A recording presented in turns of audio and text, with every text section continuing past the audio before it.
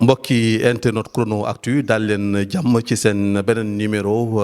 l'invité du week-end tey nag ñu amee mbégte ànd ci ak Moustapha Cissé di njiital mouvement Sénégal autrement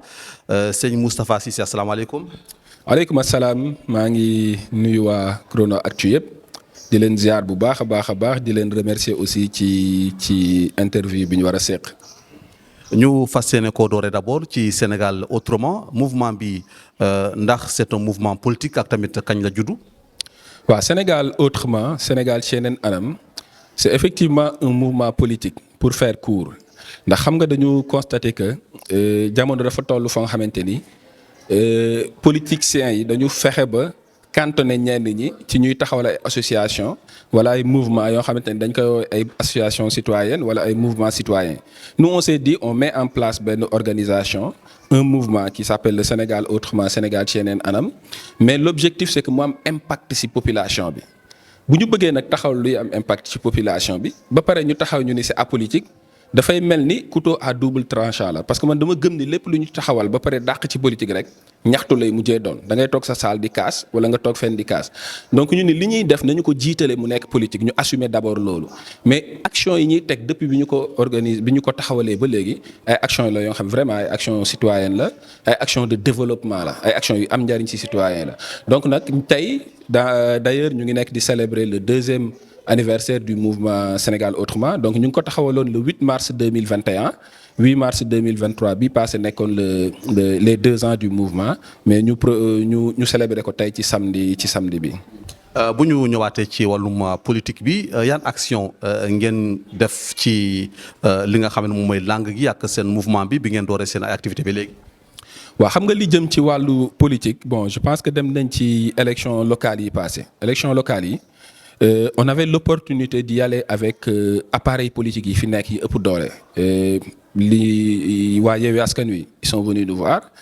waa Benno Bokk Yaakaar ils sont venus nous voir au niveau local des Parcelles Assainies mais dafa fekkoon aussi logique bi ñuy teg rek ñun ñu bëgg ko topp mooy le Sénégal autrement te boo xee Sénégal autrement aussi ñu amoon gëm-gëm ni bu ñu jëmee ci ay élections locales ba pare ñu wëlbatiku ànd ak ay coalition yu am doole. bu ñu ñëwee li ñu bëgg ci suñu localité yi duñu ko am parce que dañu gëm ni am na ñoo xamante ni au niveau des partis yi nga xamante ni ñoom ñooy nekk coalition yi boo ñëwee par exemple aux Parcelles Assainies dañu lay imposer seen candidat boo demee Thiès ñoom ñoo lay imposer seen candidat le candidat bi ñuy imposer nag mun na bañ a nekk le meilleur profil au niveau de local mun na nekk quelqu'un bu am position ci parti mais au niveau local amul position donc nous on s'est dit duñu dugg ci benn coalition jëm ci ay élections locales. dañuy xool localité yi ñu nekk yépp ñu segg ñi nga xamante ni ñoo fa ay candidats ki nga xamante ni jàpp nañ ni moom mooy nekk au service de sa communauté su communauté bi soxlaa mooy jóg suñu jooyee moom mooy njëkk a ñëw suñu amee problème moom mooy taxaw ñu jàppale ko donc looloo taxoon on a préféré ne pas y aller ak benn coalition fi ñu amoon ay représentation ñu xool ñi fa gën a am position ñi nga xamante ni ñoom ñoo gën a répondre li ñuy wax en quelque sorte ci un maire ñu ànd ak ñoom donc ñu demoon ci benn coalition bu ñuy wax avec le candidat qui était choisi avec au niveau des Parcelles Assainies nekkoon quelqu'un boo xamante ni wax dëgg yàlla daloon na suñu xel te gox yi ñu leen accompagner yëpp que ça soit à Thiès que ça soit à Kaolack yooyu yëpp c'était des candidats yoo xamante ni gisoon nañ ni ñoom ñu doy la donc ñu ànd ci ñu nekkoon 3 mouvements yu ko constitué woon aussi ñu àndoon ak ñaari mouvement yàlla suturaal ñu aussi bi ñu ci génnee ñu am 6000 voix. C'était exceptionnel parce qu'on était des mouvements jeunes yu amul moyen mais ñu génn am 6000 voix derrière les 2 appareils Yewwi Askan Wi ak Benno Bokk Yaakaar bon ça nous a permis effectivement ñu xam élection nan lay demee ñu xam en quelque sorte les enjeux yi nga xamante ni moom moo ci laxasu bi ñu ci jógee ci législative yi pareil bon ñu gisoon ni aussi liste yi ni ñu ko doon defaree liste député yi pour ñu nekkul li gën. parce que pour ñun booy def ay liste député da nga war a tànn nit ñi nga xamante ni ñoom ñoo war a dem représenter la population ci hémicycle bi ñooñ nag encore une fois dafa war a nekk ñoo xamante ni dañuy nekk au service des Sénégalais mais ñu gis ni parti politique yi wala coalition yi dañuy jekki-jekki rek par rapport ak ñoom ni ñu gisee seen parti yi dañuy defar ay liste présenter leen ni ñoom ñooy nekk seen candidat après wëlbatiku nag def le tour des mouvements ni la kaa ñu ànd nga jàppale ñu politique nous on a préféré on a d'ailleurs fait benn point de presse wax ni demuñu ci jàppale wuñ benn liste mais comme niñ ko defee woon ci local yi fépp foo nga xamante ni am nañ fa ay représentants nañu saytu xool ñi nga xamante ni ñoom la ñu tànn ci localité yi ñu war a nekk ay député ñu xool ñi leen ci doy ñu voter leen. donc yooyu noonu yëpp c'est pour changer en quelque sorte la façon de faire la politique en quelque sorte ñuy xool ñi nga xamante ni ñoom ñooy nekk au service des Sénégalais ñoom ñooy nekk au service des localités ñoom ñooy nekk au service de leur population ñu leen di tabb ci liste yi ñu leen di tabb ci mairie yi. Justement, après les élections locales de 2021, vous avez terminé 3e ci élection yooyu et aujourd'hui vous avez un nouveau maire fii ci seen base ci Parcelles Assainies il s'appelle Jamil Sané bu Yewwi Askan Wi ban regard ngay def déjà ci taxawaay bi 1 an après son élection à la tête. waaw xam nga 1 an après son élection et d'ailleurs bon je pense que on en a discuté et dañu koy relancer waat c'est que li ñu woote woon avant ñuy dem d'ailleurs sax ci élection locale yi mooy pour que tous les maires sortants ñu ñëw présenter un bilan maire yi nga xamante ni dañu soxla aussi wala boog candidat yi nga xam ne dañu soxla maire bi aussi ñu présenter seen projet donc je pense que moom on est en train d'en discuter pour que mu organiser def benn bilan au niveau des Parcelles Assainies wax réalisation yi nga xamante ni moom la def pendant cette année xool difficulté effectivement yi nga xamante ni moom la am pour réaliser son budget parce que voté nañ ko budget ba pare am na ay actions vraiment yoo nga xamante ni ay actions citoyennes la ay actions sociales yoo nga xamante ni mu ngi ci te wax dëgg yàlla Ababacar Jamil Sané nit la ko nga xamante ni c'est une personne très disponible duñu ko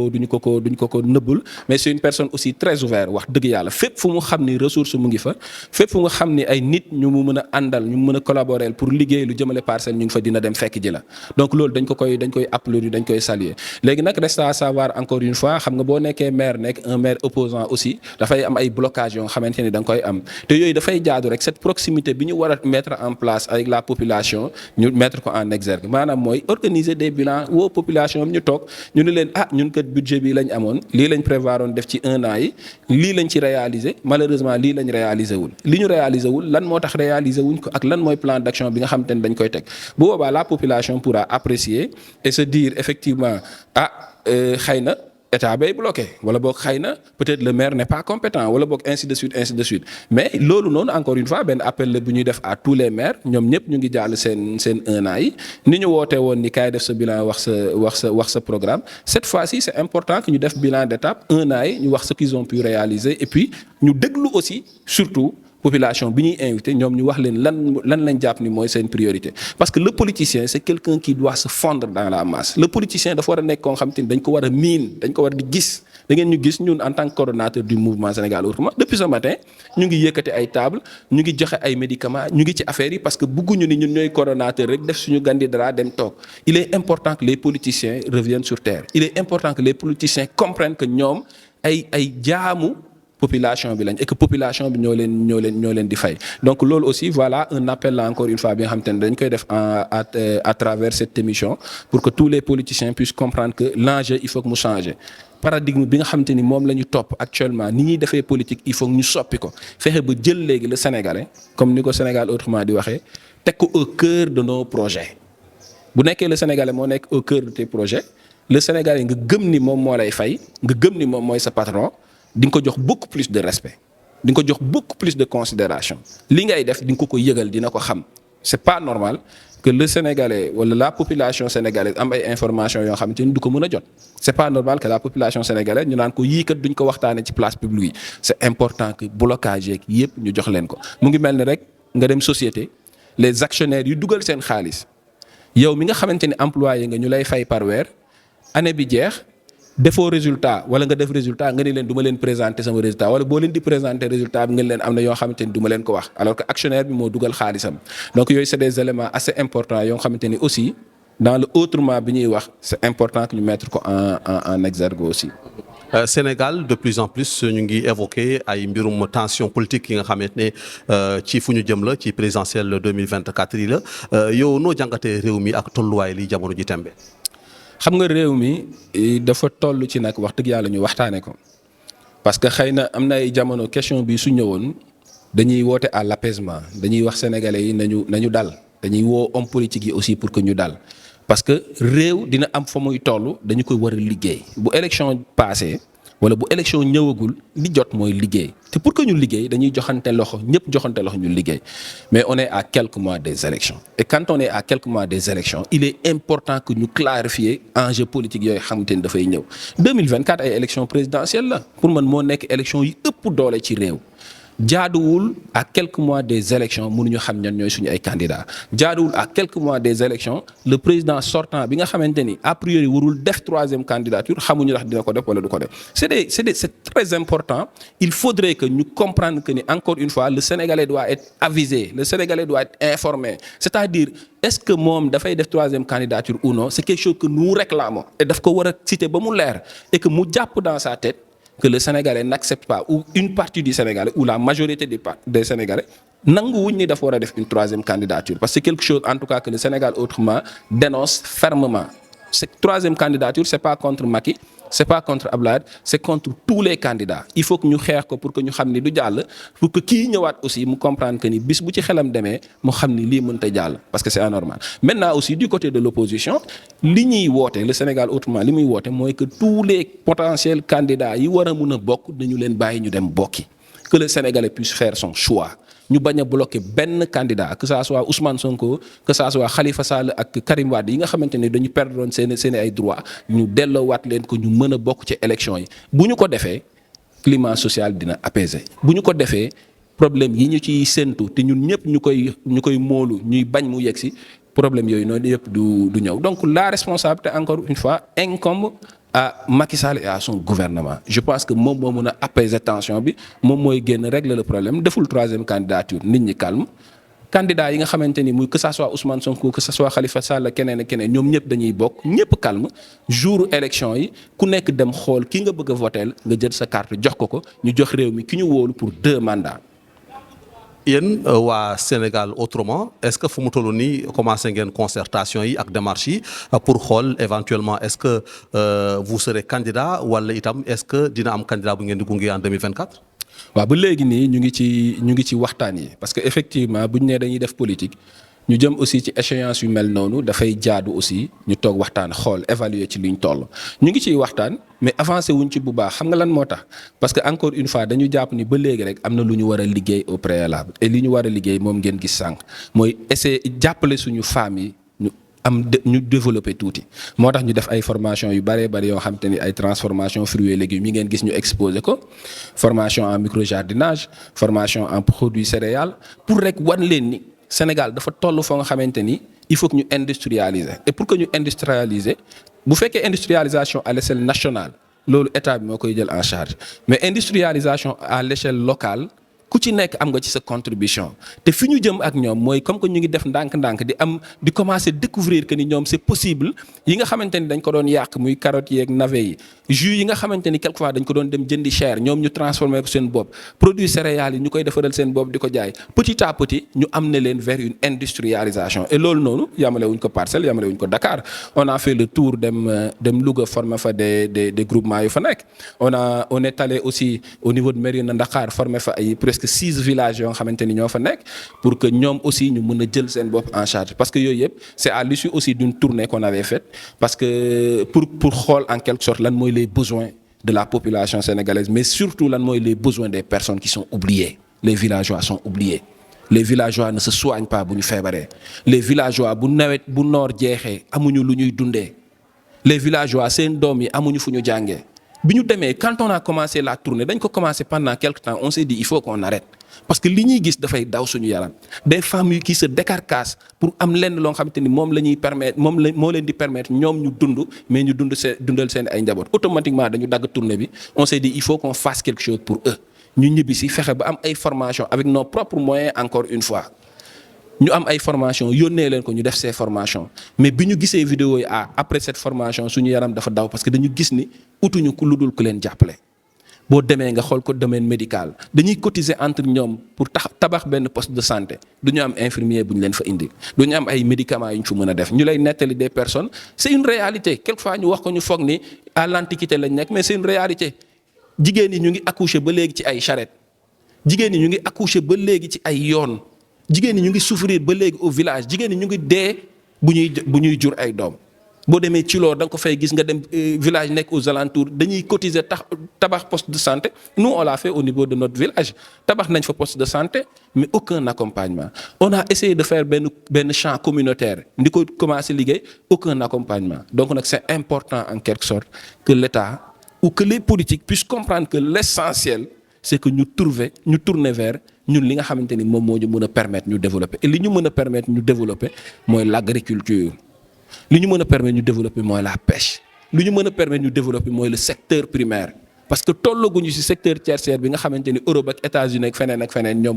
moom mooy seen ressources yi ñun dañoo am ay ressources naturelles yuy génn. peut-être ak pétrole ak gaz bi nga xamante ne feeñ ci Sénégal peut-être le Sénégal pourra se développer. Mais le Sénégal ne pourra se développer que si on est industrialisé. Le Sénégal ne pourra se développer que si le Sénégalais puisse bénéficier wu ci loolu nga xamante ni moom mooy génn et pour que ñu mën si bénéficier wu il faut que ñu fexe ba dellu ci li nga xamante ni moom suñ ay ressources naturelles. Encore une fois que ñu am pétrole on parle du fer bi nga xamante ni dañ ko doon exporter depuis pas mal de temps alors que boo gëstoo tuuti rek nga gis ni fer pétrole moo lay permettre nga transformer ko donc yooyu noonu yëpp dañu war a fexe ba capacité yi ak compétence yi ñu fexe ba le Sénégalais am ko mais dañu war a fexe ba ñi ciy liggéey ñu mun si jariñoo parce que on nous parle des contrats qui sont signés yoo xamante ni c'est à l'avantage des Occidentaux. Tout ça c'est des choses yoo xamante ni il faut que ñu changer ko et pour que ñu mun ko changer il faut que le Sénégalais soit informé il faut que ñuy wax sénégalais yi liy xew sénégalais bi di xool ndax arrangé na ko wala arrangé wu ko tous les contrats yi ñuy signer de partenariat qui engagent la population actuelle mais qui engagent aussi nos générations futures doivent être publiés doivent être accessibles pour que ñëpp mun ci teg seen bët loolu mooy comme li nga gis ci rapport yi ñuy génne récemment buñ ko rendre public rek ils vont essayer de prendre des dispositions pour xaw ko réparer mais tant que nekk ñu di informer tant que yéen aussi presse bi fexe woo leen ba sénégalais di jot information essentielle pas que ñu nekk ci folklore mais ñuy jot information essentielle rek Sénégal du mën a avancer parce que quelle que soit ressource bu fi mën di génn aussi européens yi ñooy ñëw récupérer ko ñun aussi ñu delluwaat ci situation bi ñu nekkoon. Ce 11 mars donc ngeen di célébrer seen deuxième anniversaire mouvement naka ngeen koy màggale anniversaire boobu. waaw xam nga question bi importante la parce que depuis pas mal de temps dañuy déplorer li nga xamante ni moom mooy xew parce que bu ñuy wax 8 mars dañu ni c'est la journée internationale des droits de la femme bu ñu wëlbatikoo 8 mars ñu cantonné ko ci folklore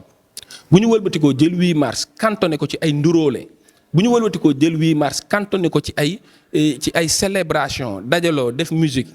caaxaan rek ça veut dire que nous-mêmes on n'est pas prêts à se développer moo tax le Sénégal autrement a dit à la place de folklore à la place de détails yi nga xamante ni moom mooy kii il faut qu'on fasse des choses essentielles ces choses essentielles là mooy on a fini de former des femmes il faut que ñu exposer li ñu leen former ñi koy gis dinañ xam ni ñii kat am nañ ci lu ñu nekk dina leen inciter à ce que ñoom ñu def la même chose l'essentiel là c'est que don de sang ku ne xam na ni CNTS actuellement banque de sang yi dafa vide mais ku ne xam na ni accident yi dafa gën a bëri te accident bu gënee bëri perte de sang yi gën a bëri ñoom dañuy soxla deret ñu ni ok il faut que ñu maye deret ku ne xam na ni nit ñi dañuy feebar duñ ñeme dem hôpital parce que ticket bu ñu jëndee sax amuñu ko duñu jënd sax médicament ñu ni ñun nag dañu organiser aussi consultation gratuite boole ci ay don de médicaments mu permettre 3 aspects yooyu nga xamante ni c'est des aspects essentiels ñu jël ko en compte et puis l'appel encore une fois c'est pour que nit ñi organiser nos 8 mars au Sénégal ñu changer ko on voit des gens yu jël xaalis bu bari jox ko ay groupement de femmes pour que ñu ñëw sol ay tissus sax la ñuy jënd jox ko ay groupement de femmes pour que ñu ñëw ñu exposer leen c'est inadmissible tollu nañ ci moment boo nga xamante ni sénégalais yi femmes yi sénégalaises yi waruñu nangu ñu leen di exposer di leen jox ay nduróole ñu ñëw toog pour que nit ñi di leen gis ñu leen di filmer ñuy def ñu ni dañuy def ñu ni ku ci nekk ni da nga am base alors que amuñu base femmes yi nañu ànd ak ñi nga xamante ni développement moo leen ñor femmes yi nañu ànd ak ñi nga xamante ni dañu leen di jàppale en réalité pour que ñoom situation bi ñu nekk muy situation yu précaire ñu mën ci génn dem ci yeneen situation yoo nga xamante ni vraiment moom moo gën donc ñun on a préféré au lieu de tout ça ñu def l'essentiel nag mooy woo leen encore une fois ñu leen ñun kat avec nos propres moyens ñu ngi jàppale femmes yi pour que ñuy mën a jël en charge seen bopp di ngeen gis les femmes du mouvement Sénégal autrement tout ce qu'ils sont en train de produire dañu koy jaay et ñu ngi fexe ba homologuer ko suñu paree pour que ces grandes surfaces mun di ko jël en compte encore une fois waxoon naa leen la dem nañ Louga dem nañ Mérina Dakhar li ñu bëgg ak ñoom Touba prévoiroon nañ ko malheureusement ñoom pare wuñu woon dañuy continuer tournée bi former toutes les femmes possibles suñu paree cette marque bi nga xamante ni moom la ñuy vendre ñu jël ko homologué ko mais aussi di ko teg dans les grandes surfaces ñu créer aussi sax des boutiques de village wala des boutiques de quartier di fa exposer produits yi nga xamante ni les femmes du quartier et les femmes du village ñoom ñoo koy produire. Microjardinage bi nga gis ça permet aussi de dire agriculture c'est important. Il faudrait que ñun ñu xam ni suñu espace bi ñu am espace vide bi ñu am lenn kenn duñu ko exploiter ñun ñoo war a dellu ci mbay mi état bi jàppale aussi sénégalais yi ñu jóge ci mbay traditionnel bi nga xamante ni moom lañ doon def te mu nekk mbay bu metti mbay boo nga xamante ni pendant 3 mois rek ngay mun a exploiter ñu jóge fa dem ci pendant 12 mois ñuy war a mun a exploiter suñu terres yi ça c'est possible am nañ naaj am nañ ndox am nañ pétrole am nañ leneen ak leneen bu Sénégal développé wul ci sénégalais yi la moo tax nag le Sénégal autrement encore une fois jóg porter le flambeau le combat on va le mener le Sénégal autrement va le mener mais va le mener autrement lu ñu fi nekk li ñu fi doon def ñu koy li fi nit ñi di doon def politique yi di ko def ñu koy continuer nous on travaille sur l'essentiel moo tax en termes de communication sax du ñu dégg lu bëri ci yenn communication yi parce que on est sur l'essentiel on n'a pas cherché à rassembler les gens on a cherché à faire l'essentiel après nag effectivement ngoon incha allah ñu dajale femmes yi jox leen ay attestations mais aussi communiquer leen wax leen ni leen ce qu'on a fait c'est pas fortuit c'est pour que yéen ngeen changer comprendre que ni dañ leen doon utiliser rek di leen jox ay nduróole bu leen ko nangooti que ça soit au parcelle que ça soit feneen ak feneen nañu ànd ak ñoo nga xamante ni dañ leen di yee dañ leen di jëmale kanam et c'est important. Sénégal autrement tey bu ñu ko doon laaj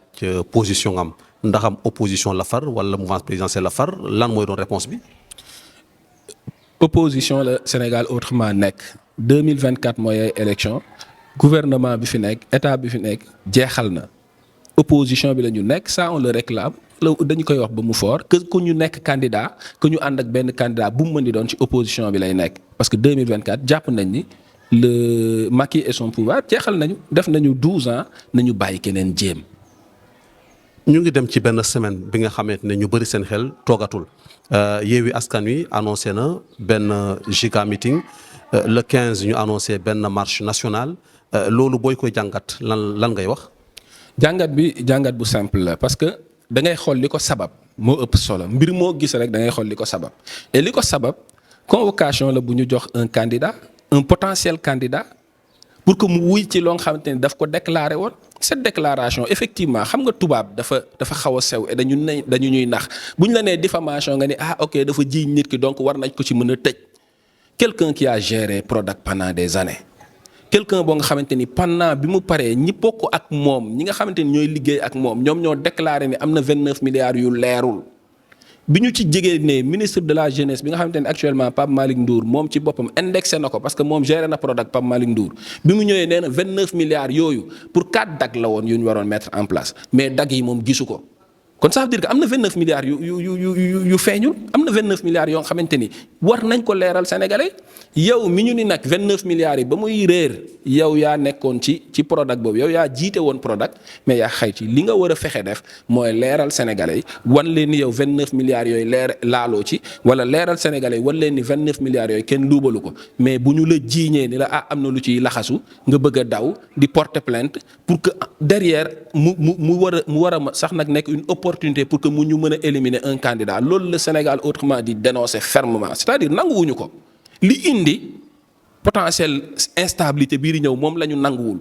donc nag instabilité boobu ñuy wax bu ñu bëggee mu réparer wu nañu dellu ci ñi nga xamante ni ñoom ñoo tooñ à la base mooy Mame Mbaye Niang ak ñi mu àndal ñu wax leen di leen yéen kat suñu 29 milliards ba léegi leerul est-ce que yow xam nga 29 milliards yi fu mu dugg mais c'est important 29 milliards xam nga li mu mën a réparer au Sénégal benn poste de santé 20 millions nga koy defaree wala 30 millions combien de postes de santé moom mooy 29 milliards nga gérer 29 milliards yi ñu luubal ko wala 29 milliards yi kenn gisatu ko ki la remplacer te ngeen far yéen ñaar moom moo ni dak yi ñu ci waroon def dak yooyu noonu kenn gisu ko moom gisu ko bi mu ñëwee mais yaa xayti il faudrait que mu leeral ko mais au lieu que ñu koy leeral ñu war a topp nag kenn koo xamante ni potentiel candidat la moo tax encore une fois que sénégalais yi ñi ànd ak Ousmane Sonko ñi bañ a ànd ak Ousmane Sonko yépp principe bi la ñu nanguwul principe bu affaire bu am solo ñu teg ko de côté di ci topp nit ki pour ay détails yoo xamante ni peut-être moo koy amener à ce que ñu naan dañ koy condamner benn 6 mois pour que du nekk candidat wala mu nekk candidat loolu moo amul solo au niveau du Sénégal dañu bëgg ñu yeewu ci dans notre façon de voir les choses et que nos dirigeants puissent nous respecter ñu xam ni aujourd'hui le Sénégalais a le droit à l'information suñu 29 milliards réer na dañu ñu wax fu mu dugg et puis c'est simple. egg nañ ci càppandaw émission bi ñu delloowaat la kaddu gi sëñ Moustapha Cissé rek nga daal di joxe le mot de la fin. maa ngi jaajëfal bu baax a baax waa Chrono Actu di jaajëfal aussi Dialis bi def le contact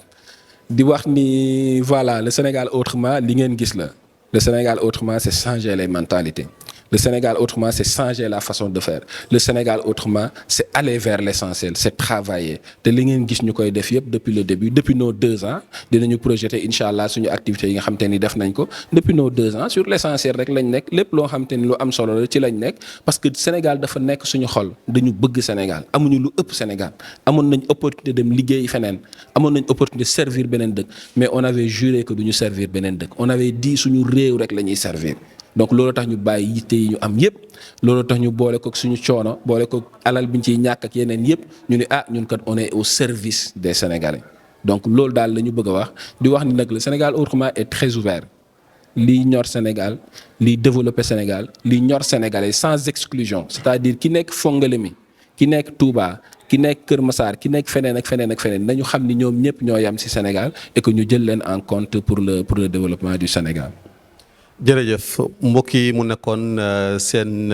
beneen numéro l'invité du week-end tey jii nag ñu amoon mbégte daal di koy sëkk ak Moustapha Cissé mi nga xamante ne mooy coordonnateur mouvement Sénégal autrement su ko defee nag ñu leen jox di rajo incha allah beneen numéro ak beneen invité jàmm ak jàmm.